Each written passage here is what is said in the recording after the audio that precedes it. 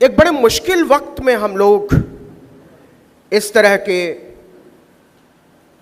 जमावड़े लगा रहे हैं, इस तरह की बातचीत कर रहे हैं।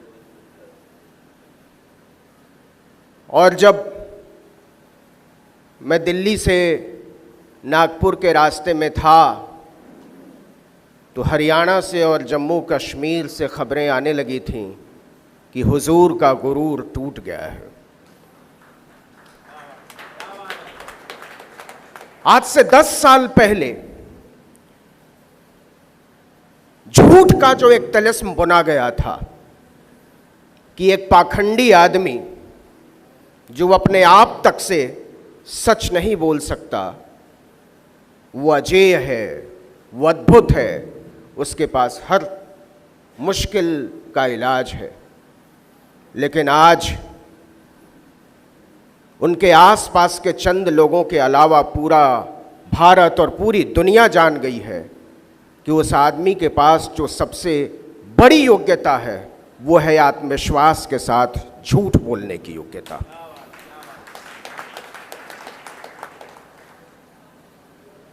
तो मैं सोचता हूं कि ऐसा क्या हुआ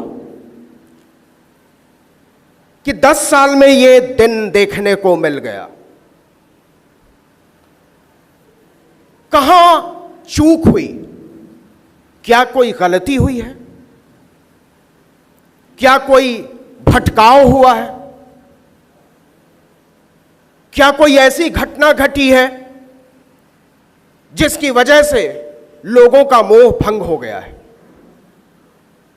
और मुझे लगता है कि नहीं, इनमें से कुछ भी नहीं। सच सिर्फ ये है कि आप पूरी दुनिया से हिजाब और नकाब का हिसाब मांग रहे थे, बस आपके चेहरे से नकाब उतर गया। तो हम जो संविधान, धर्मनिरपेक्षता, मनुष्यता, एकता, अखंडता के हामी लोग हैं, वो क्या चाहते हैं और आप क्या चाहते हैं? आज जब हम लोग यहां बैठे हुए हैं, ठीक उसी समय राजस्थान के बारां में मोहन भागवत ने कहा कि भारत एक हिंदू राष्ट्र है और हमको आपस के मतभेद भुलाने पड़ेंगे। ये उसी बात की अगली कड़ी है कि उत्तर प्रदेश के एक मठाधीश कहते घूम रहे हैं कि अगर बटोगे तो कटोगे। तो मेरा सवाल यह है कि कौन कट गया है? डेमोक्रेसी ने आपकी काट ली है।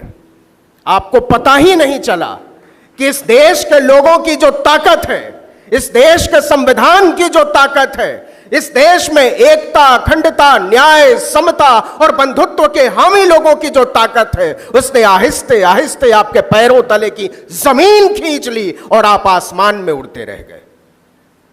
लेकिन यह शुरुआत है, यह सिर्फ एक शुरुआत है और आगे हम बहुत सी घटनाएं ऐसी देखेंगे जिस पर साहब का कोई अख्तियार नहीं है। और सच यह है कि अभी जो वन नेशन वन इलेक्शन की बात हुई है, वो एक डरे हुए शहंशाह की जुबान। लोग कहते हैं कि ये हो गया, लोग कहते हैं वो गलती हो गई, लोग कहते हैं अग्निवीर नहीं हुआ होता तो ये हो जाता, लोग कहते हैं ये नहीं हुआ तो वो हो जाता। मैं कहता हूं नहीं साहब, सिर्फ एक चीज हुई और 4 जून के बाद पूरी तस्वीर बदल गई। जानते हैं वो चीज क्या है? इस देश के इतिहास में पहली बार चुनावों में संविधान लहराया गया। इस देश के इतिहास में पहली बार संविधान लहराया गया और ये संविधान की ताकत है कि इस देश के लोगों ने आपको हाशिए पर फेंक दिया, बेचारा बनाकर रख दिया, बौना बनाकर रख दिया। तो बहुत सारे शेर सुने, तो एक शेर मैं भी अर्ज करता हूं कि कौन कहता है मोहब्बत के लिए होते हैं, कौन कहता है मोहब्बत के लिए होते हैं, अब तो रिश्ते भी जरूरत के लिए होते हैं और आके बौने बसे हैं मेरी बस्ती में जब से, रोज झगड़े कदों कामत के लिए होते हैं। तो इस मुल्क के बौने बता रहे हैं कि लोकतंत्र की लंबाई कैसे बढ़ेगी। क्या हुआ? जातीय जनगणना 2 चीजें थीं, जिसने आपके पैरों तले की जमीन खिसका दी। एक बराबरी की बात और दूसरा संविधान की बात। और संविधान और बराबरी, इन दोनों को काट दीजिए तो भारत के लोकतंत्र का कोई चेहरा नहीं बनता है। तो लोगों ने किसी पार्टी के लिए वोट नहीं दिया है, लोगों ने अपने संविधान को बचाने के लिए वोट किया है। लोगों ने कोई राजा नहीं चुना है, लोगों ने जिम्मेदारी दी है। लोगों ने कोई वोट का इस्तेमाल कुर्सी पर अनंत काल तक बैठने के लिए नहीं दिया है। यह एक करार है कि जब तक आपके दिल में लोकतंत्र की इज्जत है, जब तक आपके दिल में संविधान को लेकर इज्जत है, उस दिन तक आप इस कुर्सी पर हैं, नहीं तो कुर्सी से उठाकर इतिहास के कूड़ेदान में फेंक देंगे। किस बात का डर, किसको डर है? और जातिगत जनगणना की बात कल का इंडियन एक्सप्रेस पढ़ रहा था। ये जातिगत जनगणना छोड़ दीजिए, ये तो जनगणना के लिए ही तैयार नहीं है। 2020 में कायदे से जनगणना हो जानी चाहिए थी। पहले बहाना बनाया कि साहब कोविड आ गया, कोविड में उड़ उड़ कर चुनाव प्रचार करते रहे, दीदी और दीदी करते रहे, पूरे देश में कोरोना फैलाते रहे, अमेरिका के राष्ट्रपति का स्वागत करते रहे। एक जनगणना के लिए आपको फुर्सत नहीं मिली, आपको पैसा नहीं मिला, आपको बहाना मिल गया। मतलब हद होती है किसी चीज की। लेकिन ये छोड़िए, जातिगत जनगणना तो बहुत दूर की बात है, आदमी की जनगणना नहीं, ये तो हाथी गिनने से भाग रहे हैं।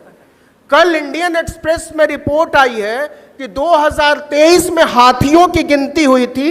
इनकी इतनी हिम्मत नहीं हुई है कि यह बता दें कि 20% हाथी इस मुल्क के कम हो गए।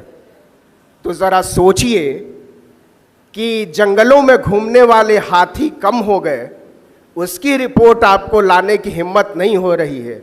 जब यह खबर आएगी कि लोकतंत्र के हाथी सड़कों पर संविधान लेकर घूमने लगेंगे, उस रोज आपकी हालत क्या होगी। तो आपको लोकतंत्र के ये हाथी कुचल डालेंगे, आपके भविष्य को खत्म कर देंगे, आपकी राजनीति में आग लगा देंगे। और मेरा पूरा भरोसा है इस मुल्क के लोगों पर, मेरा पूरा भरोसा है इस मुल्क के आईन पर, संविधान पर, मेरा पूरा भरोसा है डाइवर्सिटी पर, विविधता पर। और लगता है कि जो बात है कि हजारों फूलों को खिलने दो, तो वो बात क्या है? हजारों फूलों को खिलने दो मतलब गेंदा, गुलाब, गुलदाउदी की बात नहीं की थी। हजारों फूलों को खिलने दो मतलब हजारों विचारों को खिलने दो, हजारों तरह के ख्वाबों को खिलने दो, हजारों तरह के अरमानों को खिलने दो। वो लोग जो बेटियों का दुपट्टा देखकर उनको पढ़ाई से महरूम कर रहे हैं, वो हमको बताते हैं कि ये मुल्क कैसे चलेगा। तो याद रखिएगा, हम अपनी बेटियों का मुस्तकबिल तय कर लेंगे, और जिस दिन आपका मुस्तकबिल तय कर दिया, आपको इतिहास में अपना नाम ढूंढना पड़ जाएगा।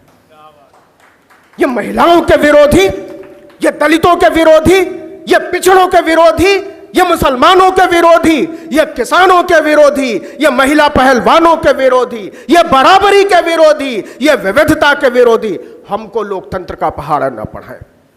हम जानते हैं कि संविधान कैसे बचाना है, और इसके सबक लेने की जरूरत हमको आपसे नहीं है। इसलिए कोई मोहन भागवत कहीं राजस्थान, कहीं दिल्ली में जाकर हमको यह ना बताए कि यह देश एक हिंदू राष्ट्र है। हम जानते हैं ये देश जिस दिन आजाद हुआ, उस दिन आपने आजादी से नफरत की। जिस दिन इस देश में संविधान बना, उस दिन आपने संविधान से नफरत की। जिस दिन इस देश में तिरंगा लहराया गया, उस दिन आपने तिरंगे से नफरत की। जिस दिन बाबा साहब इस देश में हिंदू कोड बिल लेकर आए, आपने बाबा साहब से नफरत की। आप क्या बताते हो यह देश कैसे चलेगा? ये मामूली बातें नहीं है दोस्तों। और यह बात मैं इसलिए कह रहा हूं कि एक तरतीब होनी चाहिए कि इस मुल्क को कैसे चलना है। और मैं बताता हूं क्यों भागते हो आप लोगों की गिनती से, क्यों भागते हो कि जाति जनगणना हो जाएगा तो क्या हो जाएगा। मैं पूछना चाहता हूं कि किसको नुकसान है लोगों की गिनती से, किसको नुकसान है कि यह पता चल जाएगा किसके पास जमीन कितनी, किसके पास नौकरी कितनी, किसके पास विधायिका में अधिकार कितने, किसके पास भागीदारी कितनी, किसके पास सपनों की जमीन कितनी। नुकसान किसको है और फायदा किसको है।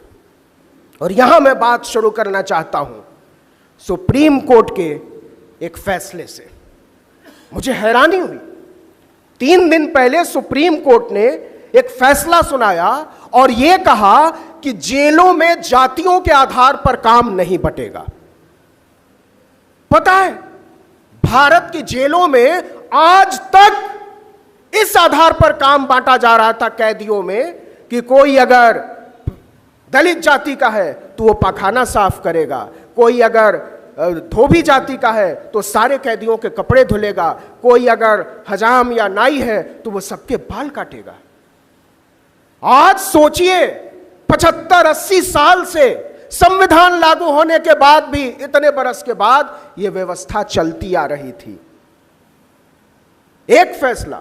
दूसरा, भारत सरकार की अपनी रिपोर्ट कहती है, एक रिपोर्ट आई है, हाल में आई है 5 दिन पहले, और फिर मैं मीडिया पर भी आऊंगा, कि 5 दिन पहले एक रिपोर्ट आई कि शहरों में, और आप नागपुर शहर में भी गिनती कर लीजिएगा, कि शहरों में जो लोग गटर में उतरते हैं, जो लोग पाखाना साफ, सुनने में खराब लगेगा आपको, लेकिन जो लोग गटर में उतरते हैं, नाली साफ करते हैं, पूरे शहर का पाखाना साफ करते हैं, 100 में से 92 लोग या तो दलित हैं या पिछड़े हैं, आदिवासी हैं। हम देना चाहते हैं आपको आरक्षण और 100% आरक्षण देंगे, आप गटर में उतरने को तैयार हैं तो। हमारे पुरखों ने हजारों हजार साल तक तुम्हारा पाखाना साफ किया है, तुम्हारे जूठे बर्तन धोए हैं, तुम्हारे कपड़े धोए हैं, मालिश और बेगार किया है, हजामत बनाई है। आज इस मुल्क पर राज करने का हक हमारा है और यह हक हमसे कोई नहीं छीन सकता। 100 में से 92 लोगों से पाखाना साफ करवाकर, और आप हमको समझा रहे हो कि इस देश का लोकतंत्र कैसे चलेगा, इस देश का चुनाव कैसे होंगे, इस देश की सरकार कैसे चलेगी। हम बताएंगे, हम बताएंगे, क्योंकि हमारे हाथों में वो जोम है। आपने उठाया है फावड़ा, आपने गटर साफ किया है, आपने की है कभी खेती, हमने सीखा है अपने पुरखों से कि कैसे नालियां साफ करते हैं, हमने अपने पुरखों से सीखा है कि कैसे खेती करते हैं, कैसे बागवानी करते हैं, कैसे लड़ाई लड़ते हैं। ये सारा हक हमारा है। आज हम आपको इसकी हकमारी नहीं करने देंगे। तो इसलिए आपको डर लगता है कि जिस दिन ये भेद खुल जाएगा कि 100 में से 92 लोगों को आपने गटर में उतार रखा है, उस दिन आपकी हालत क्या होगी, समझ में नहीं आएगा। आपकी राजनीति को सिर छुपाने की जगह नहीं मिलेगी। अब मैं आता हूं कि असली डर क्या है। यह कहते हैं कि हमारे पास साहब डेटा नहीं है, हम नहीं कर सकते। सरकार ने कहा गजब हो जाएगा जाति जनगणना अगर हो जाए तो। बिहार में यह उसी सरकार में थे जिस सरकार में जातियों की गिनती हुई, और पता चला जब यह भेद खुल गया तो हालत खराब हो गई। तो सरकार डर क्यों रही है? एक भारत सरकार का अपना सर्वे है, उसको कहते हैं NFHS, national family health survey. हमारा नहीं है, भारत सरकार का है। बंबई में एक इंस्टीट्यूट है, बहुत नामी इंस्टीट्यूट, वहां मेरे बहुत सारे दोस्त पढ़ते थे।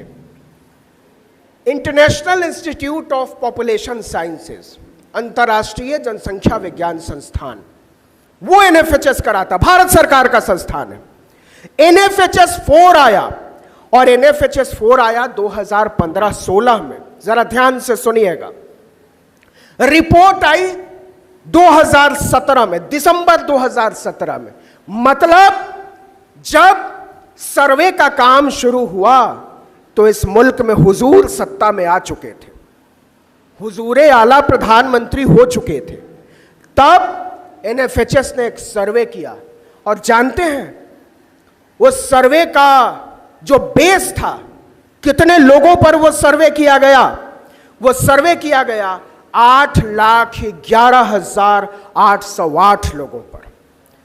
इस मुल्क 28 राज्यों के 8 लाख से ज्यादा लोगों पर वो सर्वे हुआ और उस सर्वे में जो रेस्पोंडेंट्स थे, जो भाग लेने वाले थे, जब उनकी जातियों का हिसाब देखेंगे तो आपके समझ में आ जाएगा कि डर कहां छिपा हुआ है। आप क्यों नहीं जातीय जनगणना कराना चाहते?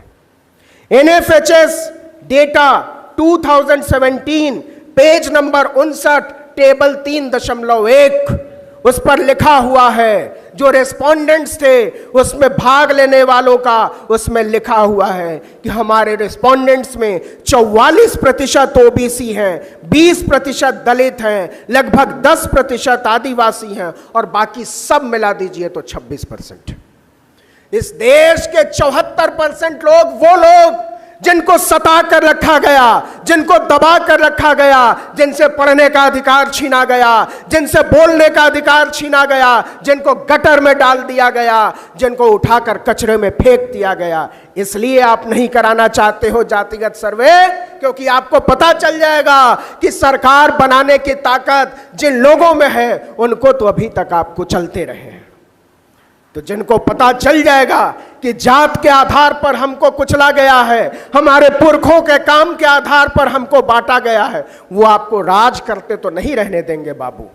इसलिए ये कह रहे हैं कि 1 नेशन 1 इलेक्शन, इसको 1 नेशन 1 इलेक्शन मत पढ़िए। ये कह रहे हैं नो नेशन नो इलेक्शन। इनको कोई राष्ट्र नहीं चाहिए, इनको कोई चुनाव नहीं चाहिए। ये बर्बरता की तरफ ले जाना चाहते हैं ये लोग जो कहते हैं कि मार दो, काट दो, मिटा दो, अरब की सागर में फेंक दो। वो लोग न चुनाव चाहते हैं न राष्ट्र चाहते हैं। और अगर आप राष्ट्र चाहते हैं बाबू साहब तो बताओ मणिपुर किस देश का हिस्सा है? कैसे चल रहा है मणिपुर पिछले 2 साल से? जानते हैं मणिपुर क्यों चल रहा है? क्यों उस तरफ ध्यान नहीं दिया जा रहा है? क्योंकि ये पिछड़े और आदिवासी इसमें शामिल हैं, बस तीसरा कोई नहीं है। तो पिछड़ों और आदिवासियों से ना संघ को कोई मतलब है, ना मोहन भागवत को कोई मतलब है, ना हुजूर आला को कोई मतलब है। तो जलता है तो चलने दो, आपको नहीं बताया जाएगा। इसी दिल्ली में महिला पहलवान धरने पर बैठी रहीं, जानते हैं प्रधानमंत्री मिलने नहीं गए, दरवाजे पर जाकर मेडल रख दिया। नरेंद्र मोदी ने नहीं बुलाया कि बिटिया आ जाओ, तुम्हारी बात क्या है हम सुन तो लें। इसी दिल्ली में 1.25 साल तक किसान घेर कर बैठे रहे, तानाशाह की हिम्मत नहीं हुई कि जो अपने महल से जाकर पूछे तुम्हारी दिक्कत क्या है। अन्नदाता धरती पुत्र हम तुम्हारी बात सुनेंगे। वादा खिलाफ लोगों का जब नकाब उतरा तब समझ में आ रहा है कि 1 नेशन 1 इलेक्शन कराना है। 10 साल तक आपको होश नहीं आया, जमीन खिसकी है तो आप 1 नेशन 1 इलेक्शन कराना चाहते। लेकिन क्यों, किसका नुकसान होगा? मैंने कहा अगर 1 नेशन 1 इलेक्शन छोड़ दीजिए, जाति जनगणना अगर हो जाएगी, और मैं आगाह करना चाहता हूं कि इस बात को जरा ध्यान से सुनिएगा कि अगर जाति जनगणना करा देंगे तो इनको क्या क्या देना पड़ेगा। इनको नौकरी देनी पड़ेगी, इनको रोजगार देना पड़ेगा, इनको हिस्सेदारी देनी पड़ेगी और इन सबसे ज्यादा समानता का अधिकार देना पड़ेगा। और ये कुछ भी हो जाए, आदमी और आदमी को बराबर मानने को तैयार नहीं है।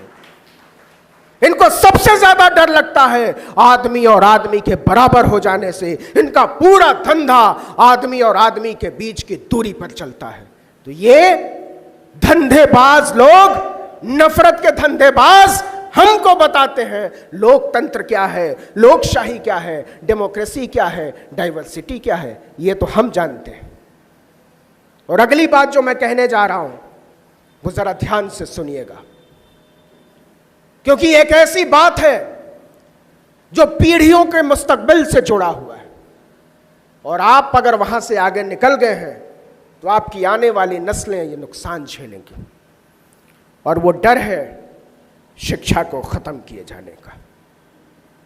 इस मुल्क में पूरी तैयारी हो चुकी है कि दलितों को, पिछड़ों को, आदिवासियों को यहां तक कि गरीब सवर्णों को पढ़ने नहीं देना है, क्योंकि जो आदमी पढ़ लिख जाएगा, जो लड़की पढ़ लिख जाएगी, वो आपके लिए लाठी उठाने से इनकार कर देगा।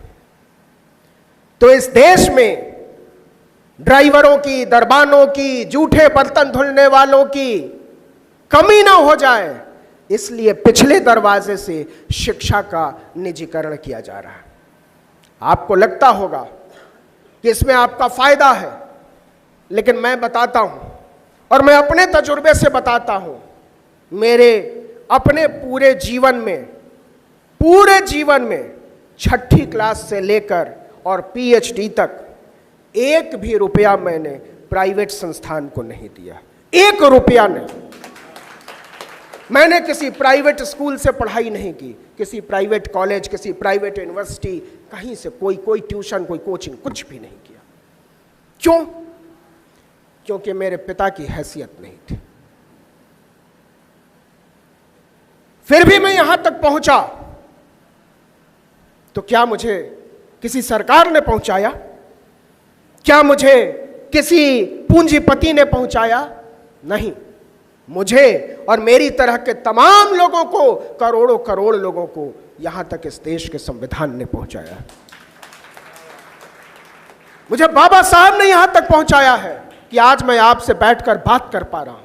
मैं इस लायक हो पाया हूं कि आप दिल्ली से बुलाकर मेरी बात सुन रहे हैं।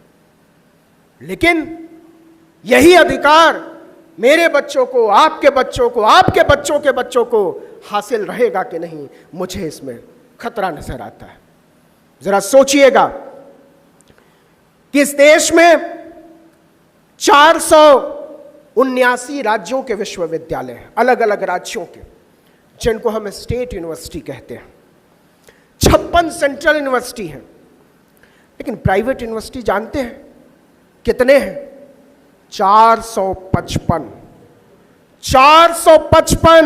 124 डीम्ड यूनिवर्सिटी इसमें से अलग है, उसमें से आधा प्राइवेट। मतलब 500 से ज्यादा यूनिवर्सिटीज इस देश में प्राइवेट खोल दिए गए, जहां कोई पूछने वाला नहीं है कि फीस कितनी लेते हो और रिजर्वेशन देते हो कि नहीं।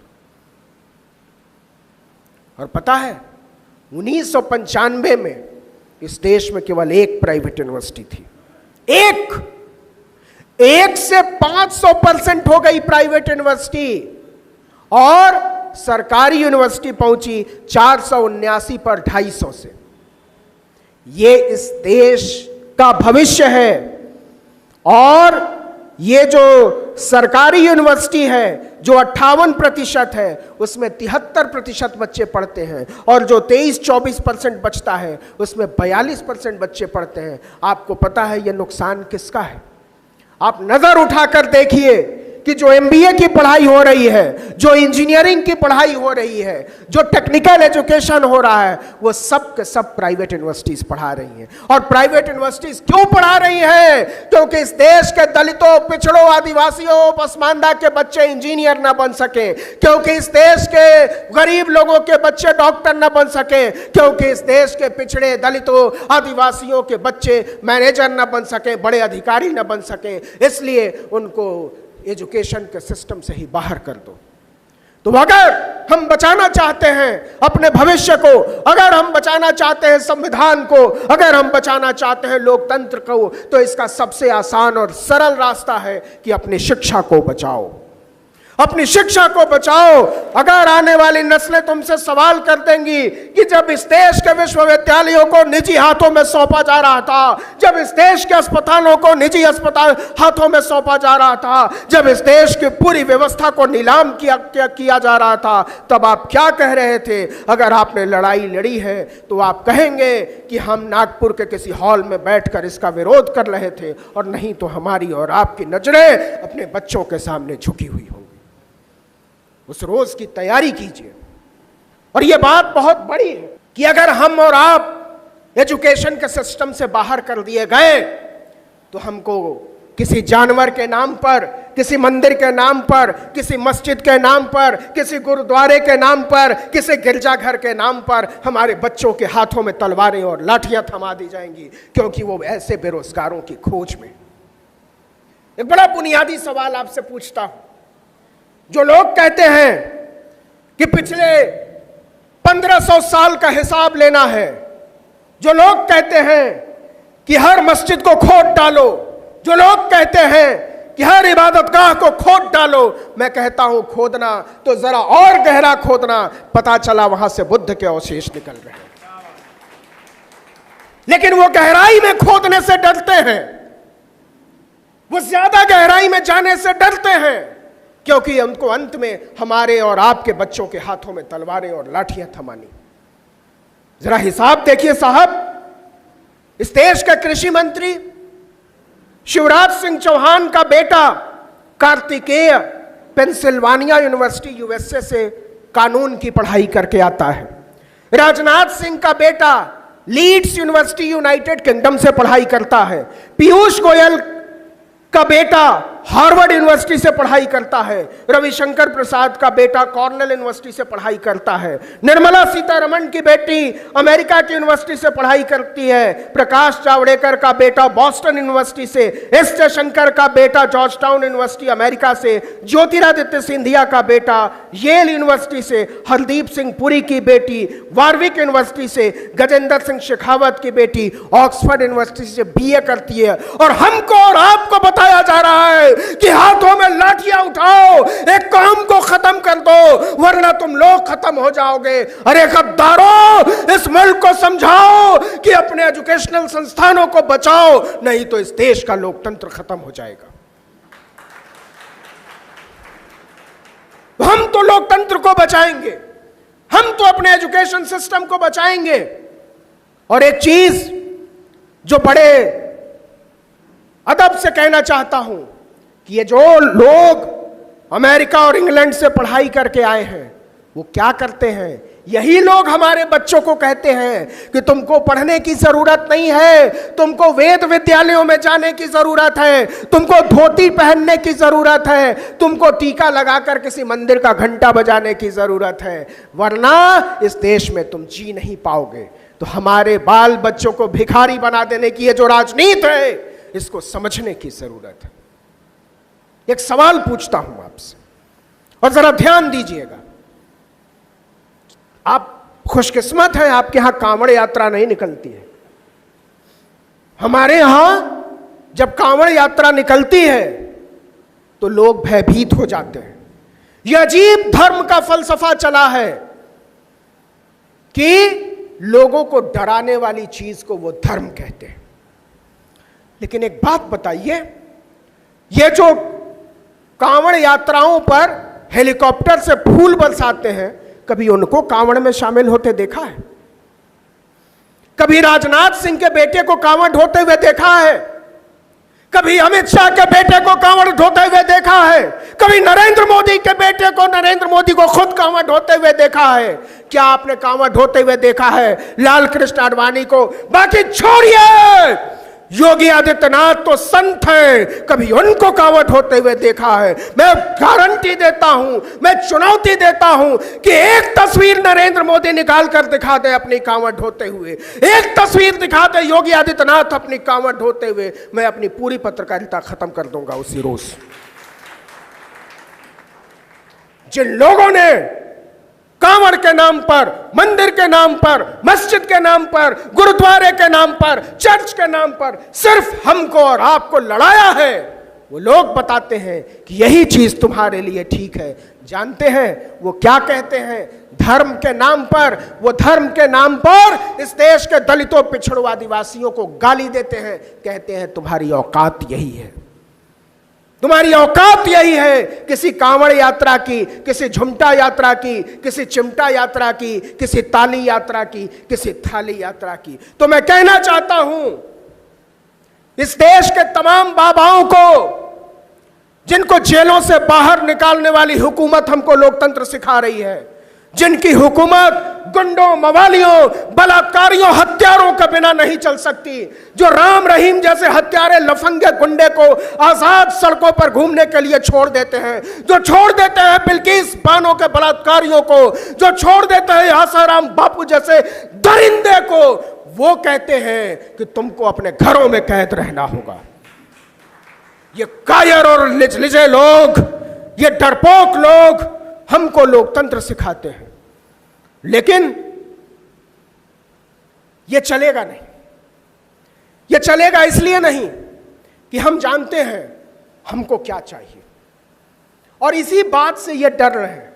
मैं फिर जातीय जनगणना पर आता हूं।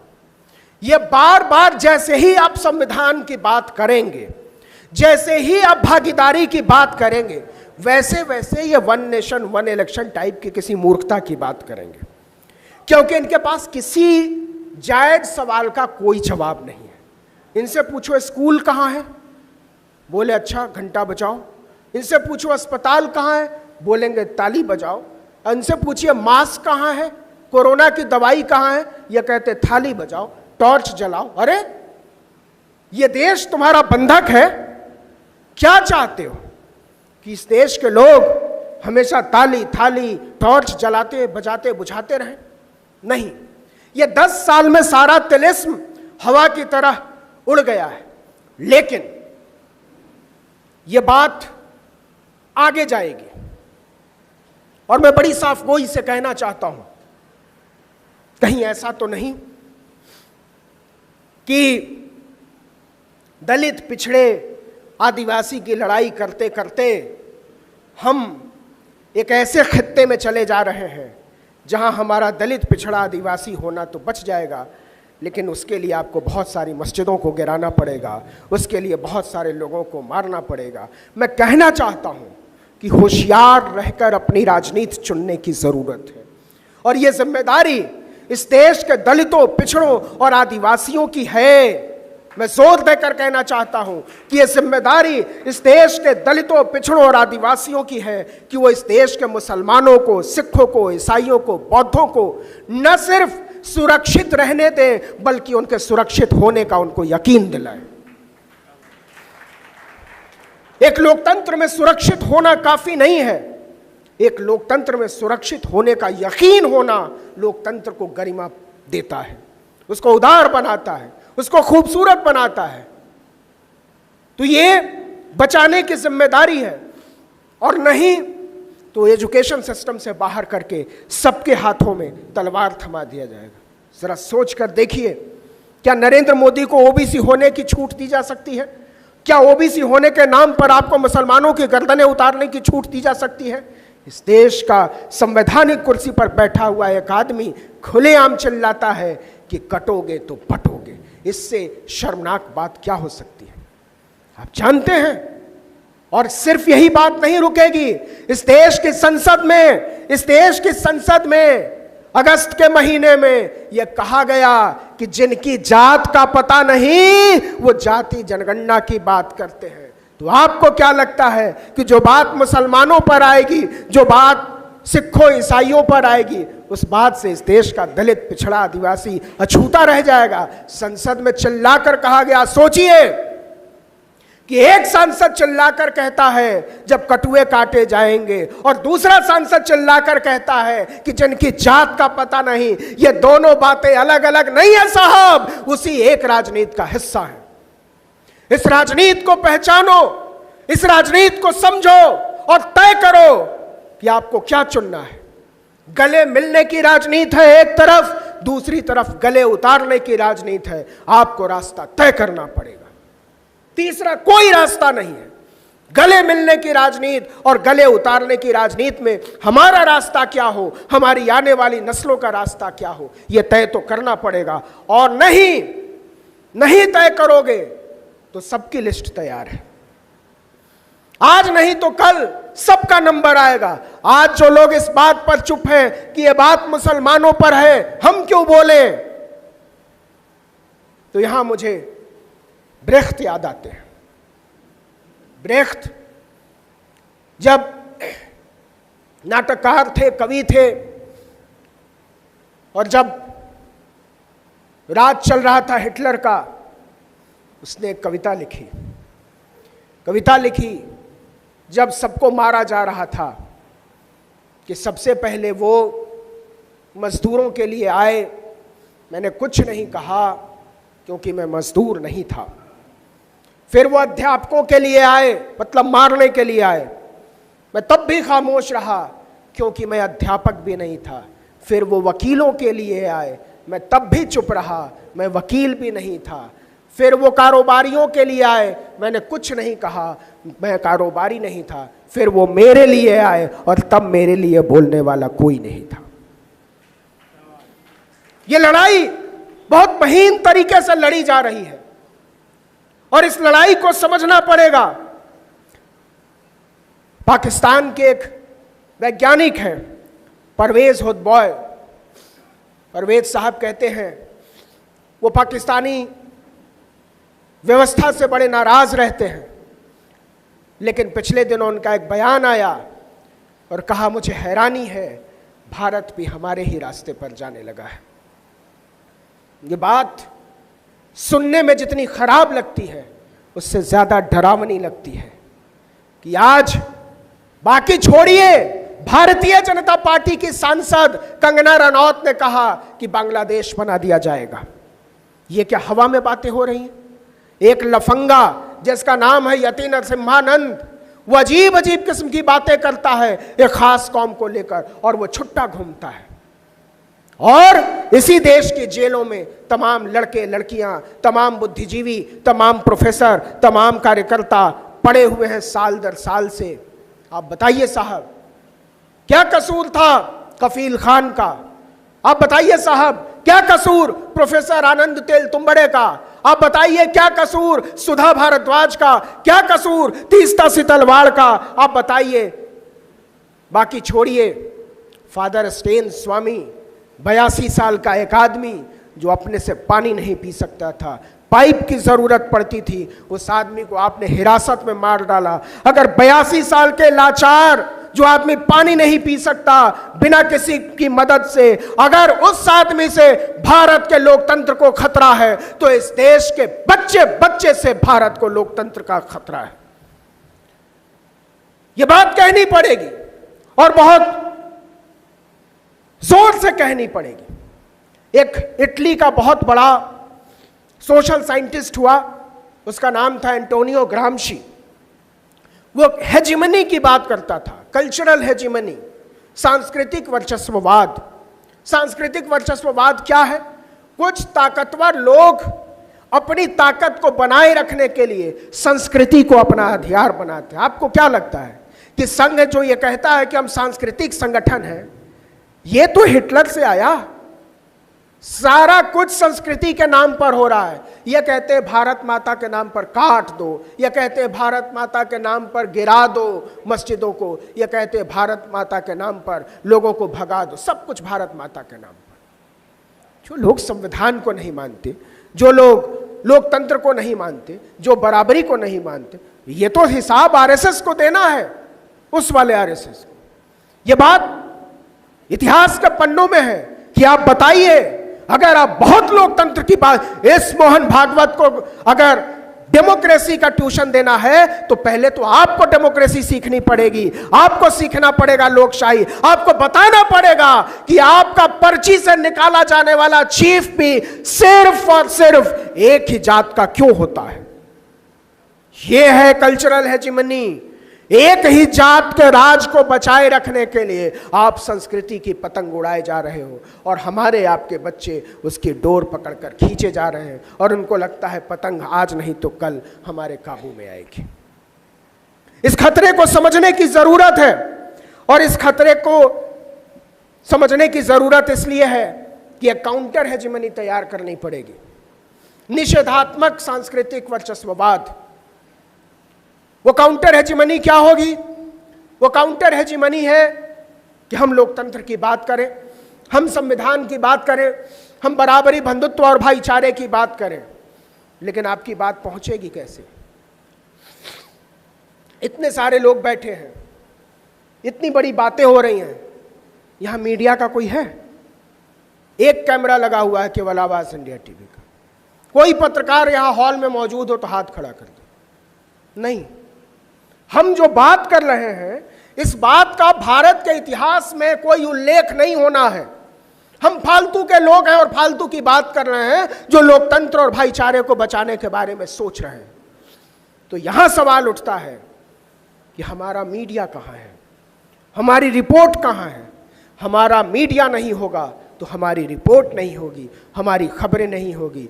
याद रखिए, इस दुनिया का पूरा इतिहास आक्रमणकारियों का इतिहास है, विजेताओं का इतिहास है, उन दुष्टों का इतिहास है जिन्होंने जीता है मुल्कों को जंग में। इस दुनिया में कभी भी आप उठाकर किताबें पढ़ लीजिए, कभी भी सताए हुए लोगों का कोई इतिहास नहीं मिलता। इस दुनिया में कभी भी कालों का कोई इतिहास नहीं मिलता। इस देश में दलितों, पिछड़ों, आदिवासियों का इतिहास नहीं मिलता। इस देश में महिलाओं का इतिहास नहीं मिलता। और दुनिया में जब से इन लोगों ने, दलितों ने, पिछड़ों ने, आदिवासियों ने, महिलाओं ने अपना इतिहास खोजना शुरू किया है, उस दिन से बड़ी हलचल मची हुई है।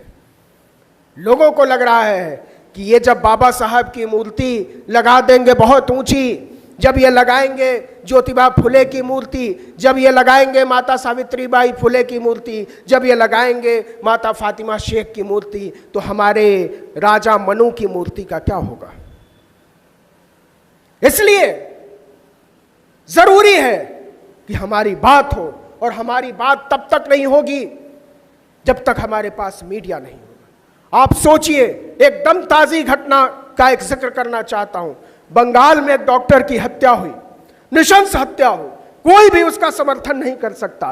पूरा देश सड़कों पर आ गया, राज्य की चिकित्सा व्यवस्था ठप हो गई। राष्ट्रपति ने बयान दे दिया, उपराष्ट्रपति ने बयान दे दिया, सुप्रीम कोर्ट ने सुओ मोटो ले लिया, हाई कोर्ट में सुनवाई चल रही थी। इसके बाद भी आप बताइए पायल तड़वी पर कोई बात हुई है क्या? आप बताइए रोहित वेमुला पर बात हुई है क्या? यह बात नहीं होगी। यह बात इसलिए नहीं होगी कि तुम्हारे पास मेरे भाई, मेरी माओ, मेरी बहनों, मेरे बुजुर्गों, तुम्हारी बात करने वाला कोई है ही नहीं। इसलिए जरूरी है कि जो लोग आपकी बात कर रहे हैं, जो लोग आपके बारे में सोच रहे हैं, जो लोग जोखिम ले रहे हैं, उनको मजबूत करो, उनको अपने सिर माथे पर बिठाओ, उनको आगे बढ़ाओ, उनसे बात करो, उनको हिम्मत दो, उनको ताकत दो। ये ऐसे ही चलेगा। इंडियन एक्सप्रेस में एक रिपोर्ट छपी एक दिन पहले कि पुणे में यरवदा जेल की झुग्गियों में रहने वाली एक दलित लड़की को एक स्कॉलरशिप मिली $5 लाख की। $5 लाख मतलब आप समझिए 45 लाख रुपए की स्कॉलरशिप मिली पढ़ाई करने की, और ऐसा पाने वाली वो पहली भारतीय महिला है। पूरे देश में कोई रिपोर्ट नहीं, कोई चर्चा नहीं, और उनको जीनियस कहा गया है। जो मैकार्थर फाउंडेशन उनको स्कॉलरशिप देता है वो जीनियस, मैकार्थर जीनियस फेलोशिप उसको कहते हैं। और आपको पता है वो फॉर्म भरने से नहीं मिलता। बहुत सारे लोग किसी किसी को रेकमेंड करते हैं, फिर वो फाइल पढ़ी जाती है और तब जाकर वो स्कॉलरशिप मिलती है। तो ये बात क्यों नहीं आई? इसलिए नहीं आई कि ये बात करने वाले लोग हमने बनाए ही नहीं। जिस रिपोर्ट की मैं बात कर रहा था कि 92% दलित हैं गटर में उतरने वाले, ये रिपोर्ट किसने लिखी? बंबई की पत्रकार सुकन्या शांता ने। और उस पर फिर सुप्रीम कोर्ट में मुकदमा चला और उसके बाद ये फैसला आया। तो जब तक हमारे पास हमारी बात को बताने वाले लोग नहीं होंगे, हमारी बात को लिखने वाले लोग नहीं होंगे, हमारी बात को दूर तक पहुंचाने वाले लोग नहीं हैं, हम कुछ भी करते रह जाएं, वो आंदोलन में तब्दील नहीं हो सकता। तो अगर आपको अपनी आवाज को आंदोलन में तब्दील करना है तो अपना मीडिया खोजना पड़ेगा, अपना मीडिया खोजना पड़ेगा, और अगर वो नहीं है तो अपना मीडिया बनाना पड़ेगा। इस देश के दलितों, पिछड़ों, आदिवासियों, मुसलमानों, सिखों, ईसाइयों, महिलाओं की जिम्मेदारी है कि वो अपने मीडिया की मांग करें, उनको मदद करें, उनको बताएं कि हमें आपकी जरूरत है। और नहीं तो फेंक दिया जाएगा तिहाड़ जेल के किसी सेल में, आपके किसी दोस्त किसी साथी को नारे लगाने के जुल्म में, और आप कुछ नहीं कर पाएंगे। आपकी आवाज़ अनसुनी रह जाएगी। आप कफील खान, शर्जील इमाम, सिद्दीक कप्पन, चंद्रशेखर रावण ऐसे लोगों के बारे में कभी बात तक नहीं कर पाएंगे। उमर खालिद जैसे लोग क्यों हैं जेल में? कोई पूछने वाला नहीं है, सुनवाई तक शुरू नहीं हो रही है, और इस देश में एक व्यवस्था चलती चली जा रही है। तो मैं जो कह रहा हूं कि ऑक्सफैम इंडिया की एक रिपोर्ट है, वो रिपोर्ट कहती है हु टेल्स आवर स्टोरी, आपकी कहानी कौन कहता है।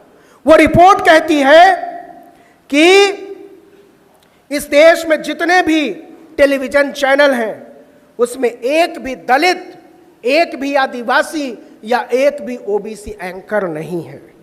नहीं है। आपको हैरानी हो रही होगी, हमारी आबादी इतनी, हमारा आदमी एक भी नहीं। नहीं साहब, नहीं है। यह रिपोर्ट है, लिखित रिपोर्ट है। और सुनिए, जितने भी गेस्ट आते हैं, जो खिड़कियों में आप खुले हुए देखते हैं, चुन चुन कर उसमें अगड़े बिठाए जाते हैं। 65% से ज्यादा लोग उसमें उन जातियों के लोग बैठाए जाते हैं जो लोग आपकी बात नहीं करते हैं और आपका विरोध करते हैं। वो बराबरी, मनुष्यता, भाईचारे और संविधान के उस तरह के हिमायती नहीं हो सकते जिस तरीके से हम और आप हैं।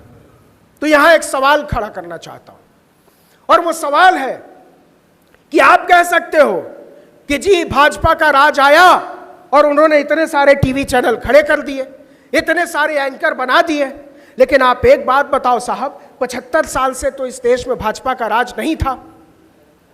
वो तो पिछले 10 साल से है, और उसके पहले वाले को भी मान लीजिए 7 साल, तो कुल 17 साल। तो 77 साल के स्वतंत्र भारत में 17 साल अगर किसी एक पार्टी का राज है, तो 60 साल तो हमारे पास भी रहा। क्या बिहार में बहुजनों के हाथ में सत्ता नहीं आई? यहां मैं कड़वी बात करना चाहता हूं, और इसलिए करना चाहता हूं कि बात समझ में नहीं आएगी। क्या उत्तर प्रदेश में बहुजनों के हाथ में सत्ता नहीं रही? क्या महाराष्ट्र में बहुजनों के हाथ में सत्ता नहीं रही? लेकिन उनकी कोई दिलचस्पी अपना मीडिया खड़ा करने में नहीं थी, अपने पत्रकार बनाने में नहीं थी, अपने वकील बनाने में नहीं थी, अपने जज बनाने में नहीं थी। और इसलिए आज यह नौबत आ गई है कि आज भारत की मीडिया में हमारा कोई प्रतिनिधित्व नहीं है। तो आप बताइए कि आरएसएस ने अपने 5 जनवरी को 75 साल तक, 2 साल पहले उन्होंने हीरक जयंती मनाई है उसकी, तो 75 साल तक कैसे निकलता रहा 5 जनवरी, कैसे निकलता रहा ऑर्गेनाइजर, कैसे निकलता रहा स्वदेश? ये सब नहीं बंद होते, लेकिन बाबा साहब का मूक नायक बंद हो जाता है। बाबा साहब का मूक नायक बंद हो जाता है, जस्टिस बंद हो जाता है, पेरियार का अखबार बंद हो जाता है, लेकिन मॉडर्न रैशनलिस्ट बंद हो जाता है। क्यों बंद हो जाता है? क्योंकि हम समझते नहीं हैं मीडिया की ताकत। और आज जब हमने अपने हाथों से अपने मीडिया में आग लगा दी है, तो हम तड़पते हुए खोज रहे हैं हमारा मीडिया कहाँ है, हमारी खबर कहाँ है। हम सब अपराधी हैं अपने पुरखों के, हम सब अपराधी हैं अपने पुरखों के। हमने नहीं जाना कि क्या सोचकर और कितनी मेहनत करके, कितने लोगों से लड़के बाबा साहब ने मूक नायक निकाला होगा। हम नहीं समझते कि इसको तैयार हैं कि क्या सोचकर, कितने लोगों से लड़कर पेरियार ने रैशनलिस्ट निकाला होगा, कितना लड़कर निकाला होगा कुदिया रासू, कितना लड़कर निकाला होगा जनता बहिष्कृत भारत, समता और प्रबुद्ध भारत। हमें बचाने की जरूरत है। अभी भी बहुत देर हो चुकी है, लेकिन इतनी देर नहीं हुई है कि हम एक शुरुआत न कर सकें। तो हमको एक शुरुआत करनी पड़ेगी, और ये शुरुआत इसलिए करनी पड़ेगी कि हम अपने आने वाली नस्लों के हिस्से में बराबरी का भारत, संविधान वाला भारत, लोकतंत्र वाला भारत, न्याय और समता वाला भारत सौंप सके। ये लड़ाई अकेले हमारी और आपकी नहीं है। ये लड़ाई केवल इस हॉल से बाहर बैठे या इस वीडियो को देखने वाले लोगों की नहीं है। ये लड़ाई उन तमाम लोगों की है जो अभी पैदा भी नहीं हुए, लेकिन जिस रोज वो इस धरती पर आएंगे, जिस रोज वो अपना इतिहास पढ़ेंगे, उस रोज उनकी आंखें अपनी नजरों में आपके लिए शर्मिंदगी महसूस करेंगी, हमारे लिए शर्मिंदगी महसूस करेंगी। तो हमें बचाना होगा अपने आप को। मैं क्यों मीडिया की इतनी बात कर रहा हूं? आप में से बहुत सारे लोगों ने सत्यनारायण की कथा सुनी हो। सत्यनारायण की कथा क्या है? सत्यनारायण की कथा यह है कि एक आदमी था, कारोबारी था। आप जानते भी होंगे कि वो जा रहा था परदेश करने, कुछ व्यापार करने, सत्यनारायण की कथा चल रही थी, उसने प्रसाद नहीं लिया, उसका जहाज डूब गया, उसका माल तबाह हुआ, घर आया तो बीवी बच्चे सब मर गए। फिर लोगों ने पूछा कि क्या मुझसे गलती हो गई, ईश्वर ने मुझे क्यों सजा दी? तो कहा सत्यनारायण की बड़ी श्रद्धा से कथा कहो, सारी चीजें फिर से आ गई। भाई साहब, मेरी माओ, मेरी बहनों, मेरे बुजुर्गों, सत्यनारायण की एक कथा ने सैकड़ों साल से हमारे लोगों को डरा रखा है। ये टेलीविजन चैनल और अखबार जो रोज घंटों घंटों हमको नफरत सिखा रहे हैं, आपको क्या लगता है उनका कोई असर नहीं होता होगा? आपको क्या लगता है कि मैं नाम नहीं लेना चाहता किसी का, क्योंकि इतने नाम हैं, टेलीविजन चैनल देख लीजिए। ये जो नफरत के स्कूल और पाठशालाएं खोली गई हैं, उनमें जो बैठने वाले चमकते हुए चेहरे हैं, उनको समझिए वो क्यों इस सिस्टम का हिस्सा बने, क्योंकि हमने कभी बताया ही नहीं कि हमारा सिस्टम दूसरा होना चाहिए, हमारे लोग नहीं उस सिस्टम में। और यहां मैं बात करना चाहता हूं सोशल मीडिया और एंटी सोशल मीडिया का, कि सोशल मीडिया वो है जो संविधान की बात कर रहा है, जो लोकतंत्र की बात कर रहा है, जो बराबरी, न्याय, बंधुत्व की बात कर रहा है। और इसके अलावा वो तमाम लोग जो टीवी चैनल हो या अखबार हो या पत्रिकाएं हो, रिसाले हो, जो भी है, जहां दिन रात नफरत फैलाई जा रही है, वो अपने आप को नेशनल मीडिया कहते हैं, लेकिन असल में वो एंटी सोशल मीडिया है। वो हमको अमानवीय बना रहे हैं, हमको दरिंदा बनना सिखा रहे हैं, हमारे हाथों में लाठी, बल्लम, कटार थमा रहे हैं। तो इसलिए कहना चाहता हूं कि हर तरह के सोशल मीडिया को बचाइए, अपना सोशल मीडिया खड़ा करिए, सोशल मीडिया के चेहरे चुनिए, बनाइए, उन पर मोहब्बत लुटाइए। और आखिर में जो बात मैं कहना चाहता हूं, वो कहना चाहता हूं कि आज बाबा साहब हमारे बीच होते तो क्या महसूस करते, आज अगर बापू हमारे बीच होते तो क्या महसूस करते। इस हालात में मेरा दिल कहता है कि बाबा साहब होते या बापू होते, आज दोनों भारत के जेलों में पड़े होते। हमने यही सिस्टम बनाया है, जो सोच कर देश बनाया गया था। बाबा साहब ने कहा था संविधान सौंपते हुए अपने आखिरी भाषण में कि मैं एक शानदार संविधान तुमको सौंप रहा हूं, लेकिन अगर इसको चलाने वाले बेहतर नहीं हुए तो यह गोबर के ढेर पर महल खड़ा करने जैसा होगा। और वही हुआ, बाबा साहब का कहा हुआ अक्षर अक्षर सही हो गया। तो इस देश को अगर बेहतर बनाना है, इस देश में अगर लोकतंत्र को चलाना है, इस देश में अगर समता, न्याय और बंधुत्व के विचार को बताना होगा, तो इस देश के सारे बाबाओं को खारिज करना होगा। क्योंकि इस मुल्क का काम किसी भी चिमटा बाबा, किसी भी झुमटा बाबा, किसी भी टमटा बाबा के बिना चल सकता है। अगर इस देश का काम किसी एक बाबा के बिना नहीं चल सकता, तो हमारे बाबा साहब के बिना नहीं चल सकता। इसलिए इस देश में सिर्फ एक बाबा की जरूरत है। उसके अलावा जितने बाबा हैं वो सारे ढोंगी हैं, वो सारे पाखंडी हैं, वो दुष्ट और पाजी हैं, वो लोकतंत्र और भाईचारे के दुश्मन हैं। आप जानते हैं उन बाबाओं को। तो 100 साल बाद बाबा साहब का नारा उसी जगह पर खड़ा है जहां से वो नारा उन्होंने दिया था कि शिक्षित बनो, संगठित रहो, संघर्ष करो। तो पहली लाइन बाबा साहब ने क्यों कही कि शिक्षित बनो? क्योंकि वो जानते थे कि संगठित रहने और संघर्ष करने का रास्ता शिक्षित बनो से आता है। उन्होंने एक मंत्र दिया था, आज उस मंत्र को दिल से लगाने की जरूरत है, आज उस मंत्र को दिमाग में बैठाने की जरूरत है, आज उस मंत्र को पूजा करने की जरूरत है। जरा सोचिए कि जिन लोगों ने हमको ये देश सौंपा, उन्होंने कोट पैंट उतारकर, कपड़े उतारकर, धोती लंगोटी पहनकर सब कुछ ये देश हमको ऐसा बना कर दिया। और अब जिन लोगों को हमने देश सौंपा है वो इसलिए वहाँ पहुँच गए, एक नेशन, एक राष्ट्र और एक चुनाव की बात कर पूरे देश को नंगा करके कोट और टाई पहन सकें, इसलिए ये व्यवस्था बनाई जा रही है। लेकिन मेरा मन कहता है, और आप भी इस बात से सहमत होंगे, कि इस देश में कभी कम नहीं होंगे प्यार के हामी, इस देश में कभी कम नहीं होंगे न्याय के हामी, इस देश में कभी नहीं कम होंगे न्याय, बंधुत्व, भाईचारे के हामी, संविधान और लोकतंत्र के हामी। मैं महसूस कर पा रहा हूं कि इस मुल्क की हवाओं में जो संविधान की चिंदियां उड़ाने वाले लोग हैं आज सहमे हुए बैठे हुए हैं, क्योंकि वो जानते हैं कि भारत का संविधान लोगों के दिलो दिमाग में बैठ चुका है, लोग इस पर समझौता करने को राजी नहीं है। तो आखिर में मैं केवल इतना कहना चाहता हूं कि पीछे बंधे हैं हाथ, पीछे बंधे हैं हाथ, मगर शर्त है सफर।